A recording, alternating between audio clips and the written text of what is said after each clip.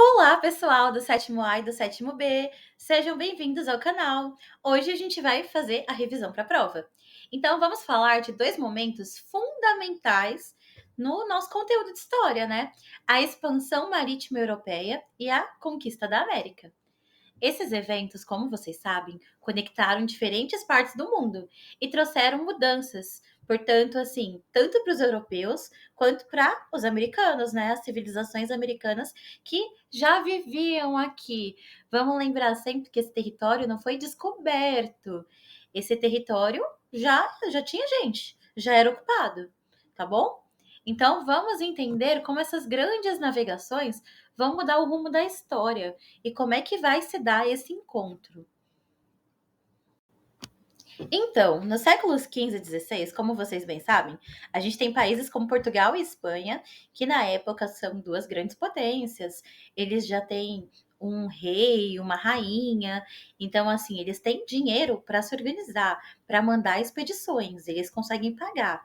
Então eles se lançam em expedições marítimas, né, históricas, e eles são tão referência que vocês viram que navegadores italianos que ainda não têm um rei, que não são organizados, vão até eles para conseguir pedir verba, para pedir um navio para poder embarcar também numa expedição, para descobrir o mundo, descobrir tesouros, para buscar especiarias e novas rotas para o Oriente, porque o Oriente é muito importante, né? É lá que eles pegam as especiarias. Então, até então, esse comércio com o Oriente Médio e a Ásia, a gente sabe que era controlado por intermediários, o que aumenta os custos. Portugal vai ser o primeiro. Ele vai entrar no continente africano, contornando o continente africano para chegar à Índia. Lá que a gente vai ter o Cabo da Boa Esperança, vocês lembram disso, né? E a gente tem o Cristóvão Colombo, que é um desses navegadores italianos a serviço da Espanha. E o que o Colombo vai fazer? Ele acredita que ele pode chegar às Índias contornando o Mar Atlântico. O Oceano Atlântico, aliás, gente. Então, em 1492, ele vai desembarcar num território totalmente novo, que ele achava, que, a princípio, que houvesse chegado às Índias, mas era a América, tá? Hoje de encontro de culturas. Então a gente vai ter produtos como milho, batata, cacau, que é uma delícia, né? É da onde o chocolate vem, que são vindos da América. E eles passam aí sim a fazer parte da alimentação europeia. Enquanto os europeus vão introduzir o quê? Cavalo, que não tinha aqui, né? Eu até falei para vocês que o cavalo vai causar um estranhamento, medo, curiosidade e gado também. Então vaquinhas não tinham por aqui. E trigo. Trigo é nativo da Europa. Então é uma coisa nova aqui no continente americano. Porém, além dessas trocas culturais que a gente vai ter, a chegada dos europeus também vai trazer doenças devastadoras. É um outro ponto negativo. Então, essas doenças elas vão dizimar milhões. Porque elas vão ser coisas que esse pessoal nativo, esse pessoal que morava aqui, não tinha proteção no sistema imunológico. Nunca havia tido contato com essas doenças, tá? Gente, quando os espanhóis chegaram na América, eles vão encontrar também grandes civilizações, até pirâmides, tá? Então eles vão encontrar os astecas, vão encontrar os incas, vão encontrar o que sobrou dos maias, porque os maias desapareceram. Os maias já não existem quando eles chegam aqui, não esqueçam disso. Então, assim, apesar de serem poucos números, os europeus eles conseguem conquistar muitas populações. E a gente fica se perguntando como é que um número tão grande de indígenas não conseguiu resistir a um número pequeno de espanhóis e portugueses. E esse é um dos motivos foi que houve uma visão desses europeus como se eles fossem deuses. O Hernán Cortés mesmo, quando ele chegou na região lá do México, ele era visto como deus emplumado pelos astecas. Então, assim, foi um dos motivos que fez com que eles não atacassem o Hernán Cortés a princípio. E outra coisa que acontece, além de confundir ele com os deuses, são as doenças que devastam o pessoal e também as armas. Eu falei para vocês a palavra bélico, superioridade bélica, que significa uma superioridade de armas. Eles têm até canhões, espingardas, enquanto os indígenas não conhecem a pólvora. Então, assim, isso faz com que eles tenham uma vantagem muito grande. Além disso, eles têm cavalos também, que é uma superioridade nesses termos de guerra. A gente também tem, que mais? A gente tem alianças. São alianças que eles fazem com povos locais. Então, por exemplo, os astecas, eles escravizam outras civilizações. Eles escravizam outros povos que são inimigos deles. E aí, o que, que ele vai fazer? O Cortês vai fazer amizade com esses povos que eram escravizados pelos astecas e vai fazer uma aliança para lutar contra os astecas. E é isso que vai também enfraquecer os astecas, tá bom? E isso vai ser muito usado, muito, muito, muito usado pelos europeus. Meus amores, vocês que já estudaram mercantilismo, capitalismo comercial, né, que motivou as grandes navegações, devem lembrar que um dos motivos a atravessar os mares perigosos é a acumulação de metais preciosos, de ouro. Então, assim, isso é algo que motiva bastante eles a irem buscar novos territórios. Então, para os europeus, a grande quantidade de ouros, pratas no novo mundo que é a América é uma das coisas mais importantes, tá? O ouro é visto como um símbolo máximo de riqueza e de poder. Pessoal, lembra que a gente assistiu o filme O Caminho para Eldorado? E que Eldorado é inspirado na cidade dos astecas? A cidade de Tenochtitlan, que é a capital dos astecas. Pois bem, assim como no filme, a gente vê que os espanhóis ficam todos maravilhados, todo, né? Assim que eles olham o ouro. Eles ficam loucos pelo ouro. Vai acontecer a mesma coisa com os espanhóis quando eles chegam no em Tenochtitlan. Eles também vão ficar loucos pelos ouros. Eles vão querer todos os metais preciosos possíveis. E assim, a cidade real não é igual à cidade do filme, que é feita de ouro, mas tem muito metal precioso, tem muito ouro e prata. Tanto que o Montezuma, que é o imperador de Tenochtitlan, que é o imperador dos astecas, ele vai fazer o seguinte: assim que ele avista o Cortês e ele confunde Cortês com o Deus Emplumado, ele vai dar alguns presentes para Hernán Cortés. Hernán Cortés, vamos lembrar que é o colonizador, né? É quem vai ser o responsável pela destruição do povo asteca. O que o Montezuma vai entregar para eles, então? Ainda confuso, ainda achando que eles são deuses. Ouro e prata. Melhor presente não existe, né? O melhor presente que eles podiam receber, que era justamente o que eles queriam. Gente, no Império Inca, a gente não vai ter a figura do Cortês. A gente vai ter, em vez disso, Pizarro, Francisco Pizarro. E o que o Francisco Pizarro vai fazer? Ele também está sendo motivado por ouro e prata, claro. E assim, ele vai capturar o Atahualpa, esse que vocês estão vendo no desenho. Atahualpa, ele é o imperador dos Incas, tá?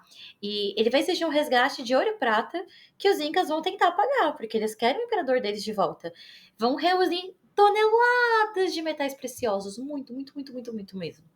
No entanto, mesmo após pagarem o resgate do imperador deles, o Pizarro vai lá e não vai devolver o imperador deles. Em vez disso, vai matar.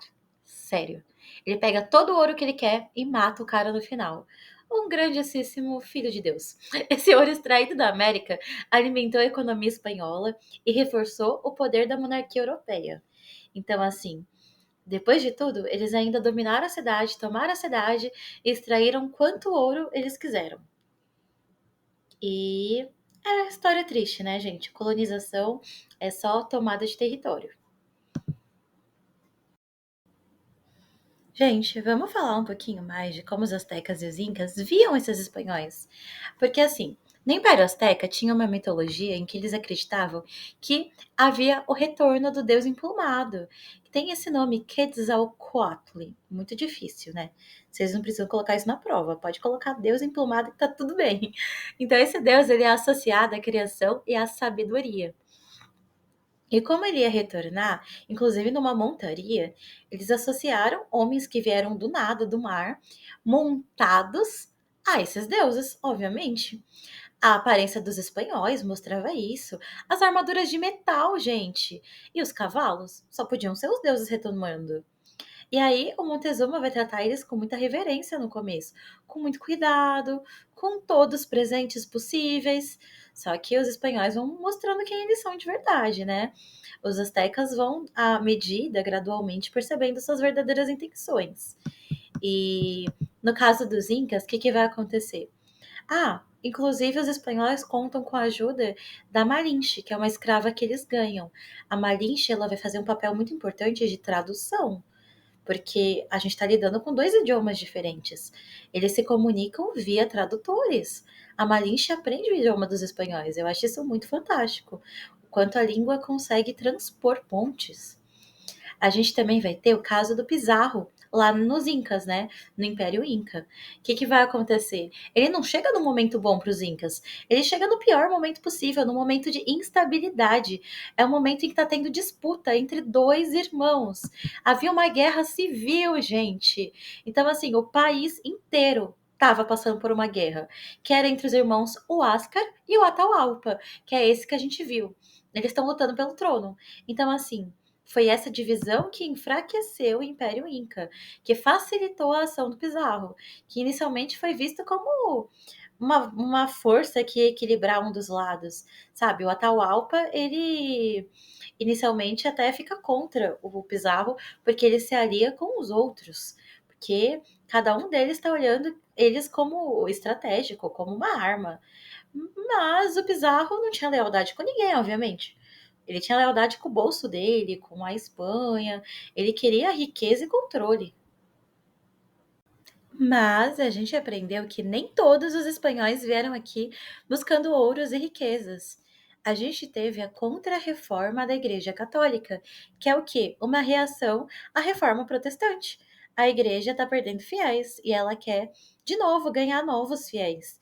Então, ela vai apostar em Inquisição, vai apostar no Index, vai apostar em traduzir livros também, religiosos, vai apostar em se reformar por dentro, em se mostrar mais bacana para os seus fiéis, mas também vai apostar no elemento importante: converter novos fiéis.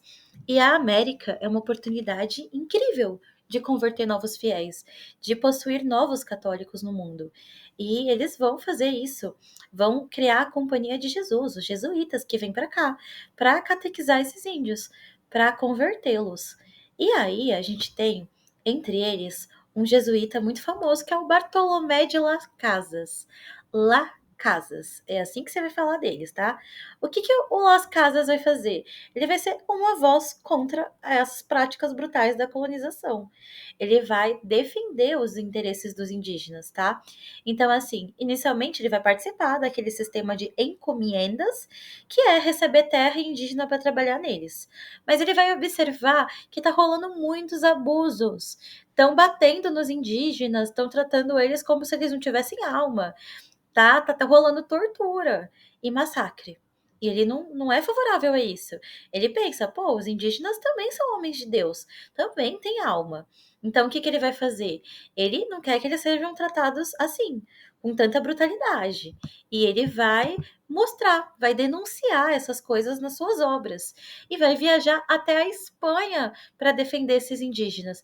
Vai pedir uma audiência com a rainha. E em 1542 vão ter leis novas promulgadas para dizer, ouvindo o Las Casas, que não é para forçar os indígenas a princípio, é para tentar ganhar os indígenas com base na fé, com base em negociação. E aí, se não funcionar, aí sim, pode usar força. Na prática, o que, que eles faziam? Continuavam usando a força.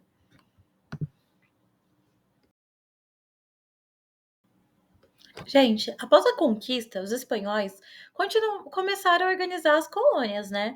Agora que eles já dominaram as colônias, eles precisam organizar como que vai ser. Eles vão criar as províncias, as capitanias hereditárias para dividir os territórios e vão pensar em como eles vão explorar ao máximo os recursos, que é o que eles querem. Então, nas colônias espanholas, a gente vai ter a mineração de ouro e prata, que prata é muito abundante lá, aqui não é tanto. Enquanto no Brasil, o que a gente mais vai ter nesse momento é a produção do açúcar. Vocês sabem que no momento inicial é o pau-brasil, mas logo, logo eles vão para o açúcar. E aí, para sustentar essa economia, os colonizadores, eles dependiam da mão de obra escrava. Então, assim, a gente vai ter, por muito tempo, a escravização indígena, mas depois de um tempinho, ainda assim, do século XV para o XVI, vai vir a mão de obra africana, escravizados africanos. E a maioria desses vieram de reinos como o Reino do Congo, cujo líder era Manicongo. A relação entre o Manicongo e os portugueses era, a princípio, diplomática e comercial. Os Manicongos eles eram aliados de Portugal, estabeleciam uma relação com Portugal. Tanto que um dos Manicongos, um dos primeiros assim que os portugueses fizeram contato, ele se converteu ao cristianismo, mudou o nome dele, e a gente vai ter alguns Manicongos que vão seguir o mesmo caminho. Contudo, os portugueses eles vão também se beneficiando dessas alianças para obter prisioneiros que são africanos. Porque deixa eu explicar para vocês. Você que mora aqui na América, você se vê igual aos argentinos? Você acha que você é a mesma coisa que os venezuelanos? Você tem a mesma identidade que os cubanos? Não, tudo diferente. Você se enxerga como brasileiro, certo? Eles também. Eles não viam os outros como, nossa, somos iguaizinhos, somos todos africanos. Inclusive, essa consciência da gente ser todos americanos e viver na América vai vir bem depois, era cada um por si nessa época. Então, assim, cada território era um território, não tinha essa ideia de África. Então, assim, esse povo do Congo, do reino do Congo, escravizava outros povos. Ele era mais forte. E aí eles tinham escravos. Só que isso era local, não era levado para fora do continente.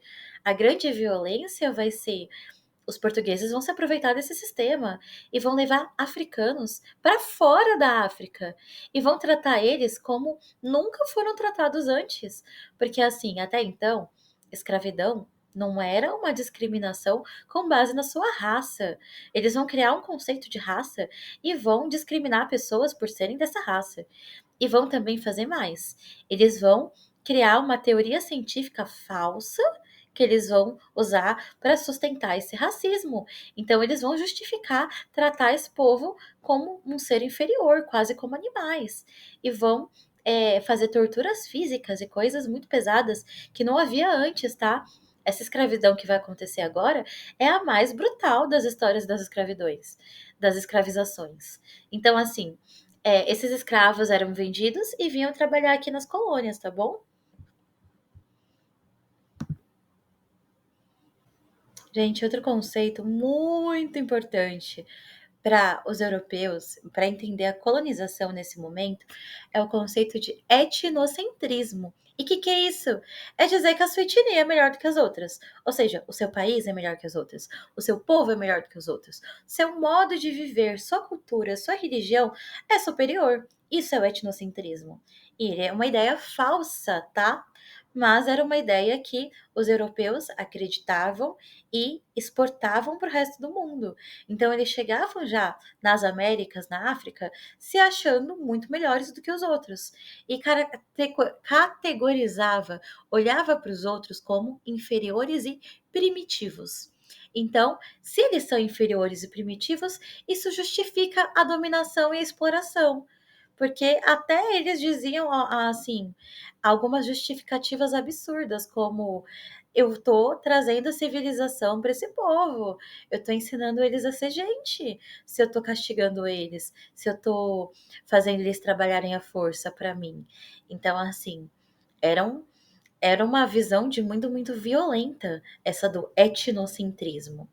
E quando Cristóvão Colombo chega aqui na América, ele vai desembarcar numa ilha chamada San Salvador. E é um momento em que o etnocentrismo chega junto com ele. Desde então, a gente vai ter isso e a gente vai ter o eurocentrismo, que é a visão da Europa como centro do mundo. É um conceito-chave para a gente entender todo esse período. Espero que vocês façam uma boa prova. Estou contando com vocês. Beijos!